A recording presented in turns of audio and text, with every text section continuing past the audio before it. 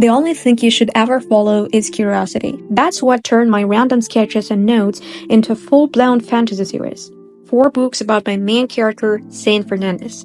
I'm not gonna spill the whole plot of my book, but I'll tell you what I've done to bring it to life. I spent 10 years jotting down ideas about him.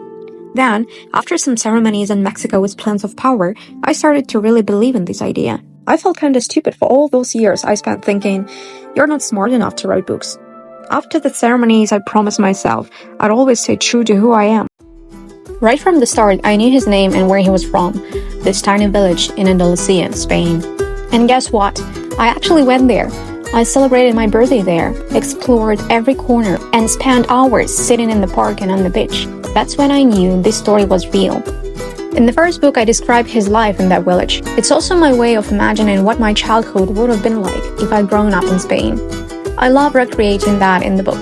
Don't get me wrong, I love my own childhood too. And then, in the book, stuff happens. Stuff that made me travel to Russian Arctic in the middle of winter for inspiration and to see whales. I'd love to tell you about the other 3 books, but I gotta keep some mystery, right? The other books take him to all kinds of crazy locations, and there's a parallel storyline too. I'm consistent with my writing and dedicate at least 15 hours per week to finishing the first book this year. Stick with me to get lots of useful insights about creativity and learn something valuable from my journey.